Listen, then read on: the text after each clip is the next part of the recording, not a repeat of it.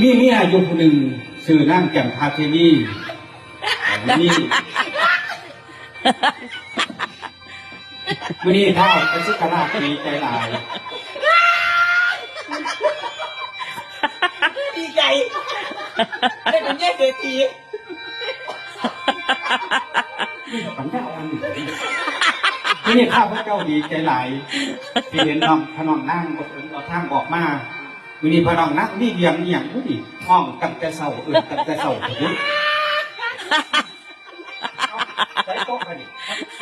จักแล้วมันสิเห็นน้ำมันหูน้ำเนาะเอา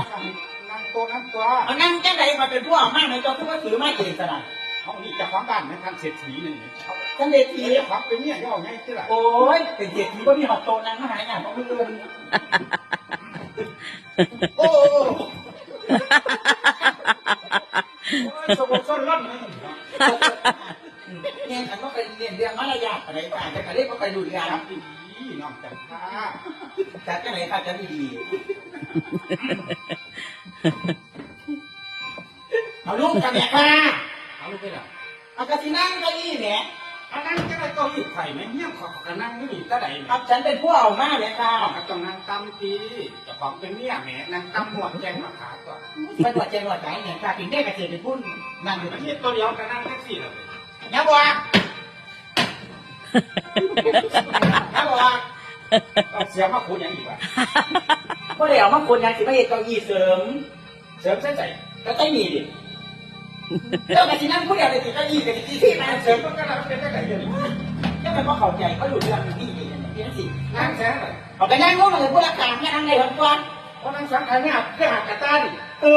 เคยบอกเคยหักผูกขาดตาไปนะเราจะท่ามันจิสลาดกันแกตัว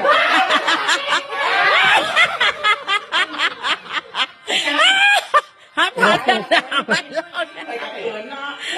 เช็ดยังไงมันก็มีหมุนมันอีกก็มันปลูกกันที่เติมลองคนละฟังกับคนละฟังเมนได้เขาจะท่ามาขาด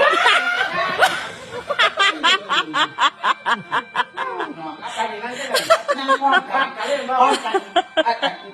นับอะไรนั่นแค่ขี่สามารถขี่กัน1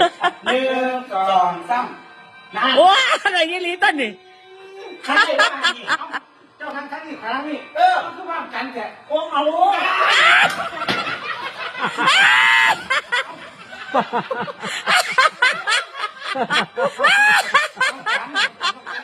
โอ้ยเมียท่านเสียตีตกยังว่าชอบเดือดนะไทยเอาคันลุกคือตบนะว่าดิโตแล้วก็ต้องได้เห็นหมดเลยได้ดังเอาเข้าหมู่นะโอ้ยเนี่ย